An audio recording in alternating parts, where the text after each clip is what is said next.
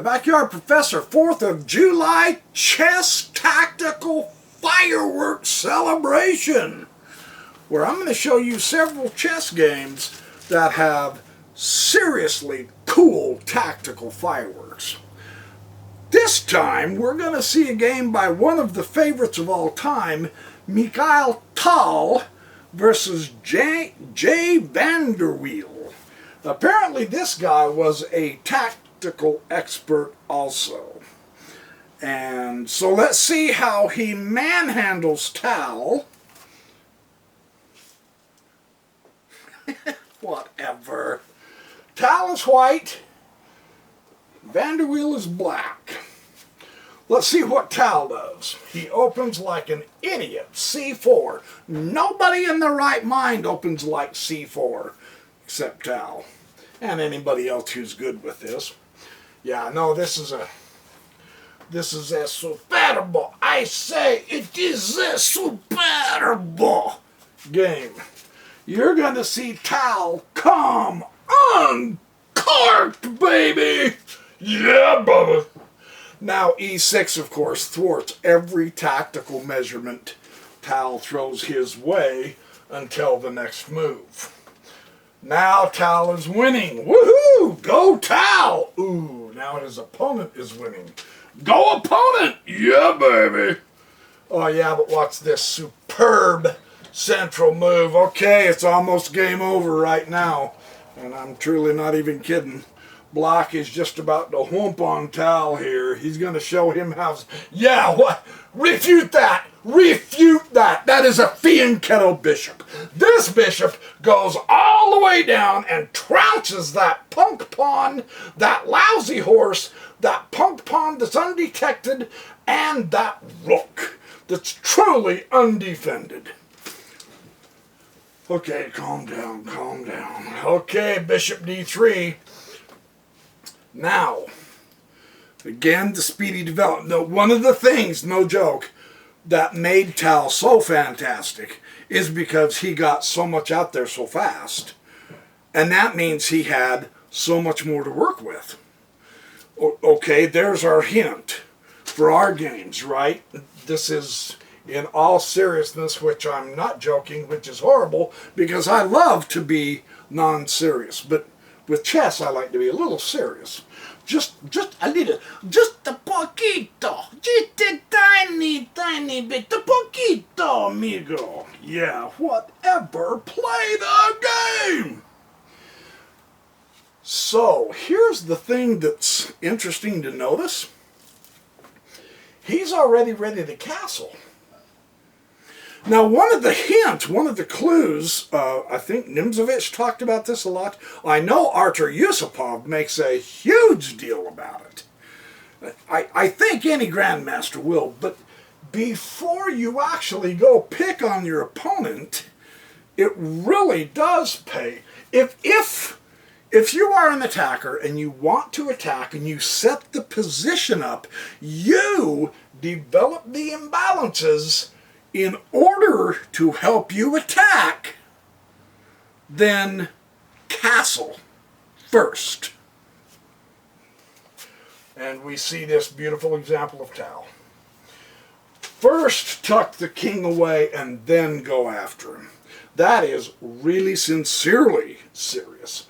Now you can see his opponent. The only reason his opponent is just ever so slightly behind is because he does have one more pawn movement, but he has a screaming potential bishop down the diagonal, right? Okay, so yeah, he's slightly behind, but you can see he's not monkeying around. Tal is not monkeying around, so this is going to be a tremendous battle. I'm really excited to this. Now look, I want to just point something out also, that the notes pointed out with the knight c6. The theme here with the pawn at c5 is this square for Vanderweel. The knight. So we're looking at the d4 square, and he's adding to dominating. There's the hole. And you think, what a rookie. What did he put his bishop in front of his pawn for and create the hole?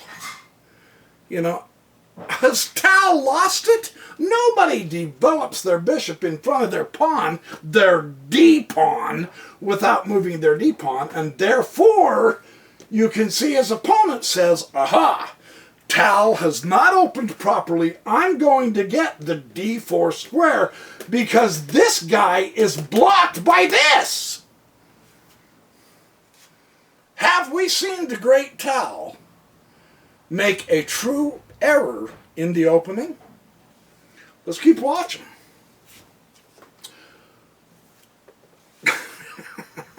No sooner than I say that, and I understand. I just told you, you know, this is at home, this guy's at home, this gal is at home, and Tal is already going to attack. The theme that made Tal such a good attacker, however, is because he did castle first. You can't, it really does lower your probability, I'll put it this way, to not castle an attack. I mean, your opponent's not going to just sit there and not counterattack or defend himself. So tuck your king away. Okay, Tal tucked his king away. Let's go. Let's go. Let's get this show on the road. Come on. Let's do this. E5. Attack is already on. Now this is so Tal. But this is a little bit, he can't, and so what has he done here? Is this gonna fizzle? Because for all intents and purposes, you guys, look, he's got the d5 covered twice, and Tal has it covered twice. So that's a disputed square, but the d4, black owns 1 and 1, 2. And Tal is keeping the dark squared bishop that could fight for d4 in a cage because of the way he opened. Have we seen a major error here with him attacking prematurely without, I mean, he's stopping so much of his potential. I'm just trying to build the drama here. But that really is actually dramatic. That could be difficult. Knight g4.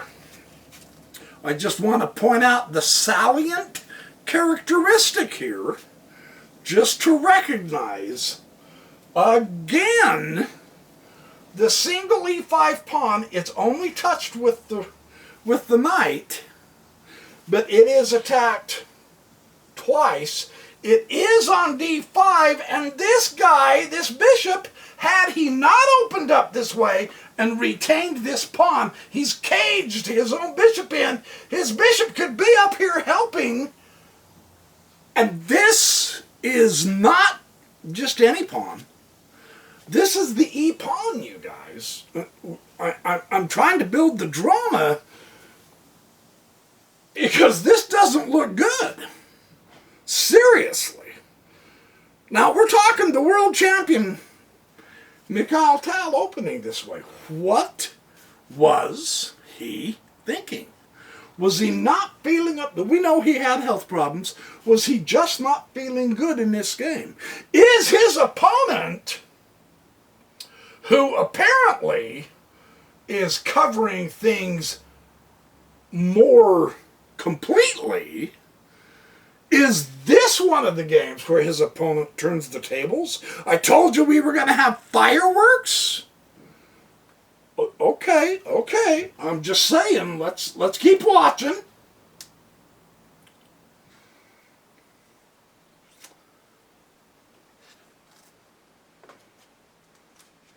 Bishop e4.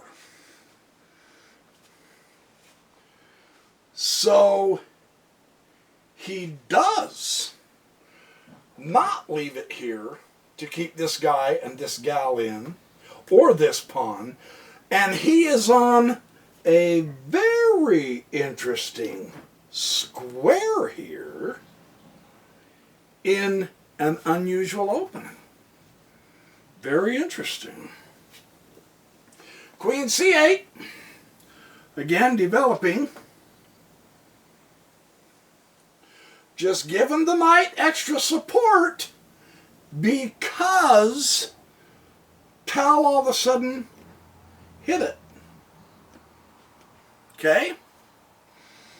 So the queen move makes sense as opposed to something like this that does not contact the knight. This knight, don't kid yourself, the c6 knight, you guys, is really covering, again, the d4. That's an important knight. With this pawn and that knight, it's important to, queen c8. It's important to have some support here. So that makes the queen move understood. Yes? Okay, d3. Now, Tal's center becomes a rock. Now, that's the element that solidifies it all. So did he know what he was doing in the opening when he held back? Of course. How could you doubt? This is Tal. Yeah, let's keep watching. So much drama. Come on. Show me the game. Now, of course, this knight is way out here in La La Land, and you know that he's the one going to take the pawn, right? I mean, was there any question, sincerely, right? These are grandmasters, yes. Okay, so now the battle begins. We're going to have a few exchanges here. Knight takes knight. Knight takes knight.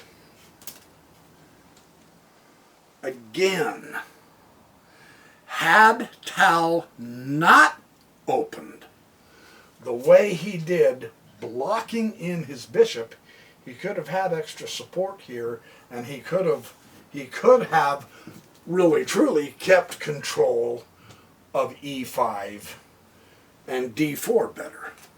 But he didn't. So this is looking pretty decent for black. That's all a mirage.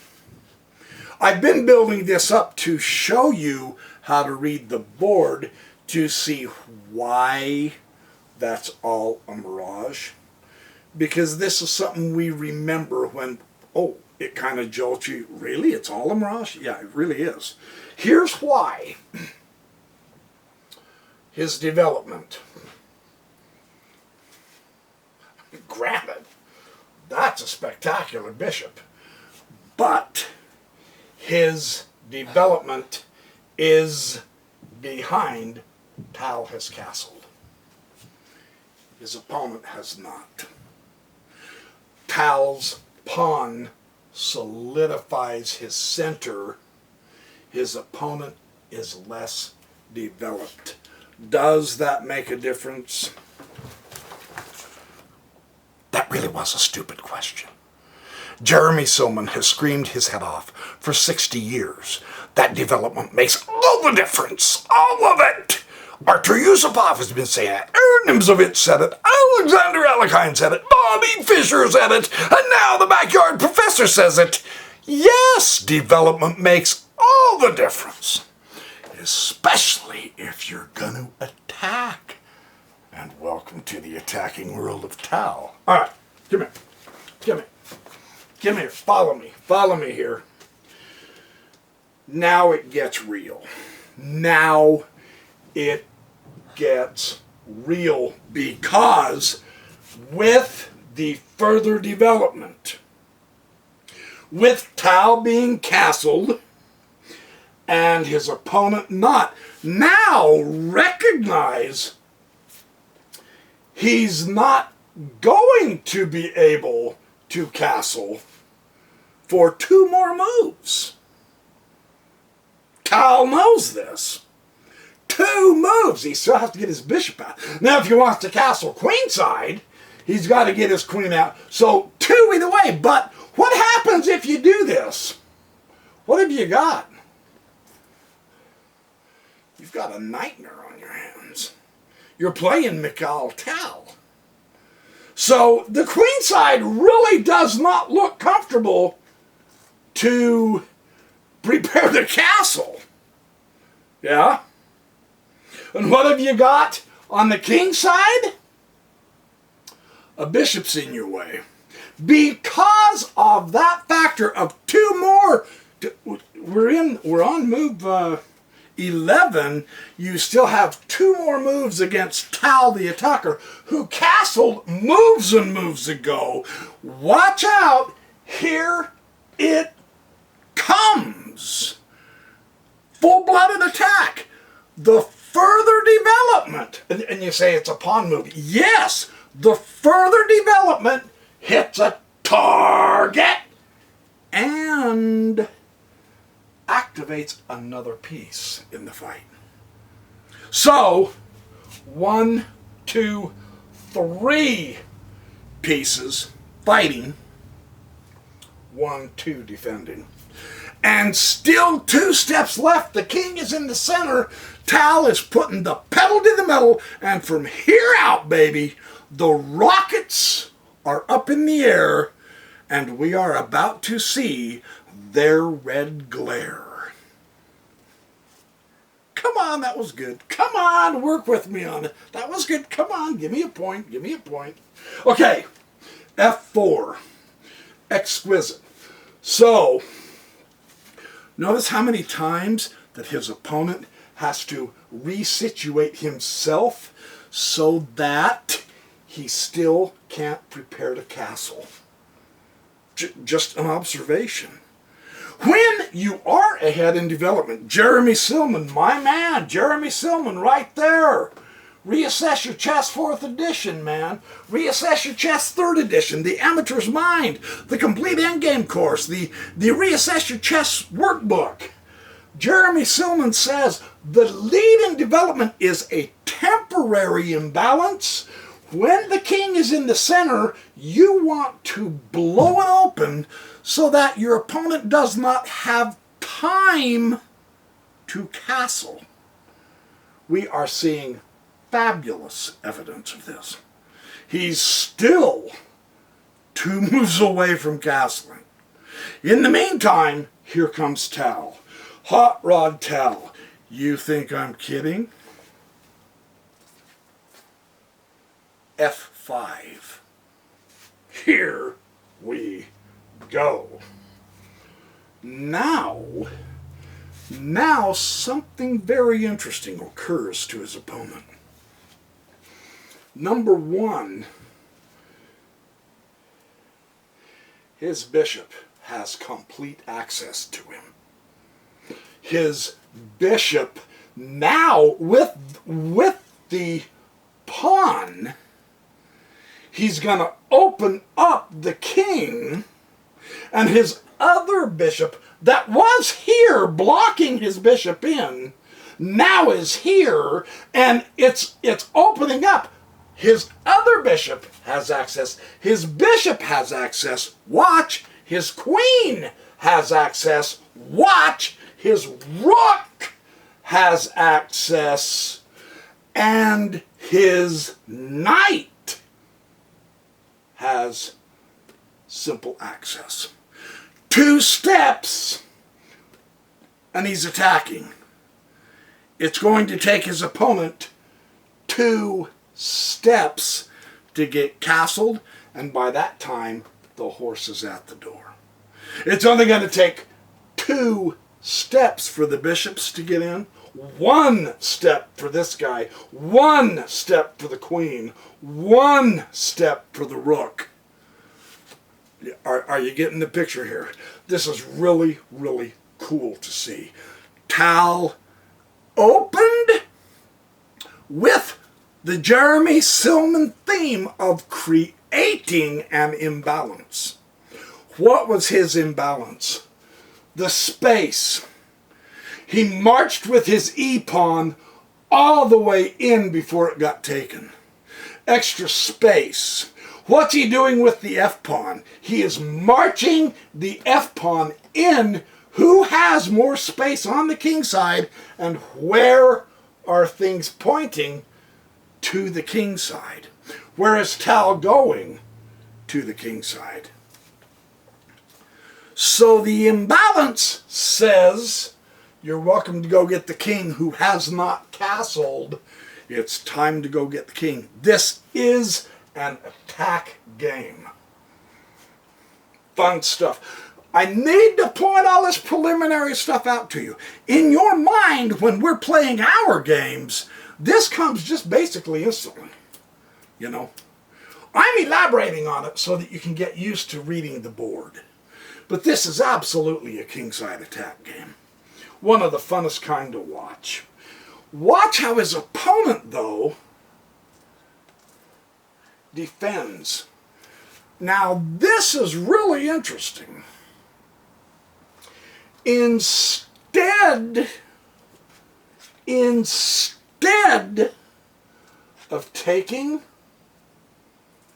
and then having the bishop wide open with the open file wide open, because the king is not castled. Watch the dynamics here.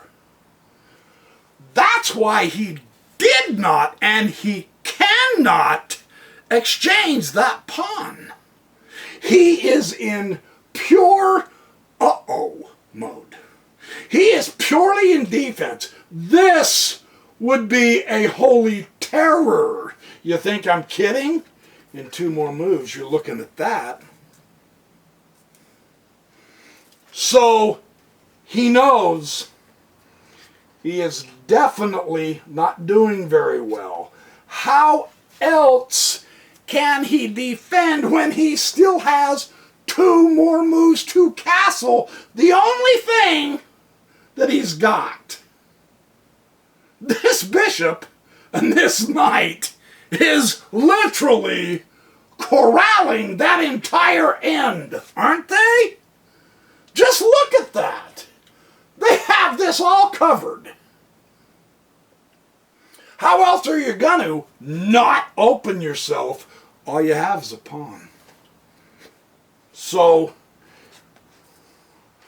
get the pawn in action. Yeah, you are not in any position to take. Fun stuff. Yes! Bishop G5! Woohoo! Yeah, baby! That's what I'm talking. That's what I mean right there, brother. Oh, yeah! Just look at the power coming down the pipeline, baby. Ooh! Okay, now, why does that bishop look so powerful? One, with his thrust and his inability to exchange, he had to push the G-pawn to stop from opening his king up. But what that did is it weakened the dark squares. So it is perfectly logical for this piece to be the next piece. Don't take the pawn. Don't sweat the pawns. They're gonna fall. You're attacking. Put it all out there on the line. Don't Mickey Mouse with the pawns. They're not going anywhere. I promise. They'll be there the next move. Get the power there. Dominate the dark squares. Fabulous. This is Anatomy of a Kingside Attack, July 4th, Fireworks with Tactics 101, mama. Yeah! This is fabulous. You can't help it. You gotta love Tal, right? Well, now you let him take the pawn. Okay, so you motor mouthed it up, and all of a sudden it looks like he thwarted the attack. So, do you take the knight? It could come in here to defense, push a pawn, and then it could come back here to defend. So, do you take that knight? Do you come back here? No, you do the Tal thing. You are attacking. It's like the notes of Neil MacDonald, who gave the notes to this game, said. If you're going to attack, Bubba, you go all the way with attack. There is no Mickey Mouse. There is no willy-nilly. There is no tiptoe through the tulips. No, you're going to go and you're going to tromp your opponent. So go, man, go. We are in full attack mode. And how does that work? Tal way. Get rid of that punk pawn. Take the pawn. And now you go, that was really stupid. Because you need every piece you can to attack, right? So what the heck are you doing throwing a piece away who is so necessary to attack? You can clearly see that this game is over if he takes that bishop. Tell me you can see this, man. We are talking holy terror Batman. You're in trouble. You are in deep trouble. You are really in deep trouble if you take that pawn. Neil MacDonald said it is so obvious that he can't take the pawn that there's no reason to even calculate the variations. He'll be mated just shortly in any number of ways. That's how powerful the Tal attack is. Yeah. And I want you to notice what makes it possible are two items. His better development and his castle. I just want you to recognize that for real. If you're just, and it's not like he's overwhelming him with development. It's not like Tal has all 5 or 6 pieces out and his opponent only has 2. He only has 1 more piece developed than his opponent, and I'm not castling counting, but that does count. So 1 plus 2, because the rook, don't kid yourself, the rook is in this also. He's only ahead by 1 piece, and that's all it takes, because he's castled and he's not. So below the center open, that's why it makes perfect sense for Tal to take that pawn. Let's keep watching. This really gets fascinating because of what his opponent can't do. It's almost like Tal is now forcing him to castle because the only thing he can do is bishop e7. Right? Look at this, you guys. He doesn't even have his d-pawn pushed yet, and he has just barely pushed his e-pawn, and they're both in trouble right now. There's nothing of any power in the center for the black pieces. Everything is Tal. That makes a huge difference. Let's keep watching, because this really gets sweet in about 3, 2, 1 seconds. Pure power. Just pure power. Tal is going nuclear here. Yeah? Now his opponent does have a response, but notice what he has to do. He has to exchange the dark squared bishop, one of the defenders of his king, in order to stop Tal. And now, look who's there to replace the monarch of the dark squares, none other than the queen herself. And what is she doing? And Neil MacDonald makes a point of this, so I'm going to make a point of this. She is completely controlling the dark squares around that king, just like the bishop did. But black's bishop is gone, and the queen is nowhere to be found. That's a great picture, really. If you're Tal. If you're this guy, not so great.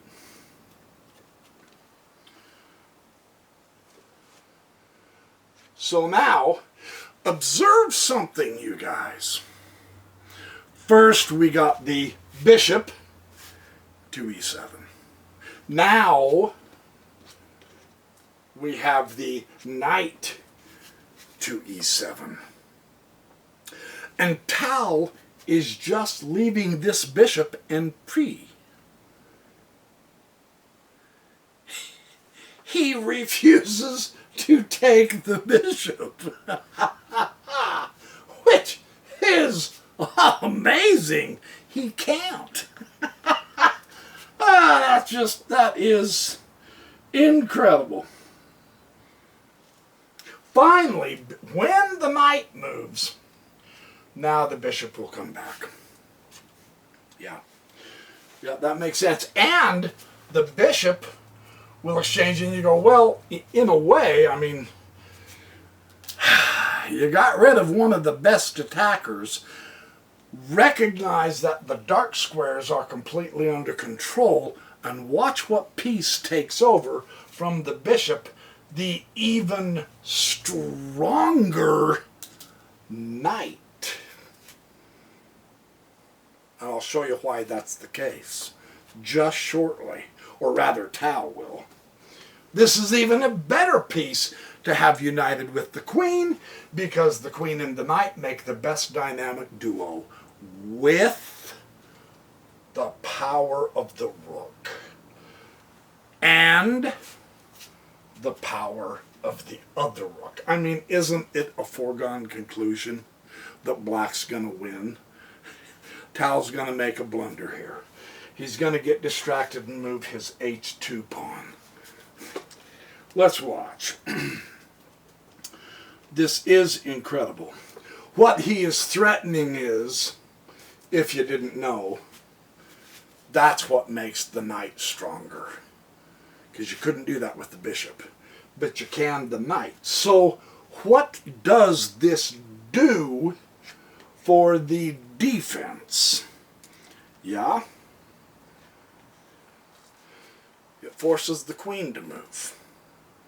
Notice she still can't protect all those dark squares around the king, and she really isn't in a position to guard the king yet, but she did move. Now let's watch Tal. Tal destroys the cover. Remember, this is an attack. And it's our good fortune that it's Tal we're playing through. Not only does he take the pawns with his bishops, he takes the pawns with his rooks. Man, if you ever get to play this guy, hide all your pawns. He hates pawns, man. He takes pawns like they're jelly beans. Is that amazing? Not only did he sacrifice the bishop, he sacrifices the rook too. And you go, is there anything left to attack with after Tal gets done with this? Let's watch. This had to have shocked Vanderweel. This probably just blew his mind. He goes, oh my gosh, where did that come from? Talk about a lightning bolt out of the blue. And now, the queen owns the dark squares, so put them to work for you.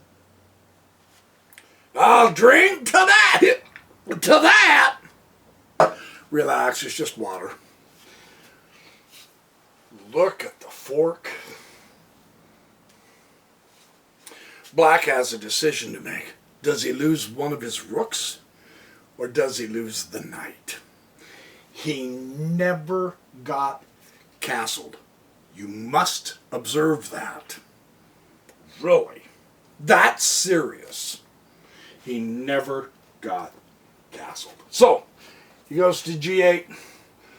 Tal, of course, takes the knight on the dark squares, and the queen still cannot get over there because of his lack of pushing his pawns. The pawns are traitors to his own army. Observe that well. His pawns are still up. The D pawn is still at home. Really? The E pawn just barely. Really? We're at the end of the game, man. That's critical. Rook has to come in and save the day, baby. Yeah, I told you. I told you the day was going to be saved. Tal simply goes like that. And says, Finis, done. El Dorado. You go home now, loser. You don't make it to the final round. I've just eliminated you. And this is where the black retired. And the question is why? Because if he does take the rook, the king will take the rook. Okay. Well, he's got to be able to do something else. Well, I suppose so. He is threatening checkmate, right? So in a desperado type move, I suppose the queen could take the knight, yeah. And then the pawn could finish the queen off. And I suppose if you really wanted to, you really could open it up and get that rook out here, sure. But in the meantime, she's going to be picking off pawns like crazy. And if the rook can come out and threaten the queen, she'll say, oh, golly, oh, gee, let's go check. You get the picture? That's why he resigned. Tal was the master of attack for two reasons. In the majority of his games. Two reasons, and we can put this into our games too. Number one, he did develop rather speedily. And number two, he castled early. Right? You must tuck your king away. His opponent never got the chance to castle. That was a significant factor. He always, and sometimes it's a small step, you guys. It doesn't have to be overwhelming, big, and majestic, bigger development than your opponent. Tal was always either only just one or possibly two steps, two pieces, whatever. Just barely ahead of his opponent in development, and it made a difference. Because he was ahead in development, he could afford to attack and sacrifice the pieces because he was able to have the powerful position. And he was able to attack the pawns with his pieces, with his bishop, with his rook, with his queen. and that made the difference. So that's a magnificent fireworks chess video, and I am very glad I'm able to show that to you. So let me hop on another one. I've got another one I want to do. This one is as dramatic, but in slightly different way, but exquisite tactics. A little bit different than Tao's, but the tactics are phenomenal. So anyway, thanks for watching my Backyard Professor Chess videos. I will see you in the next 4th of July chess fireworks video coming up just shortly.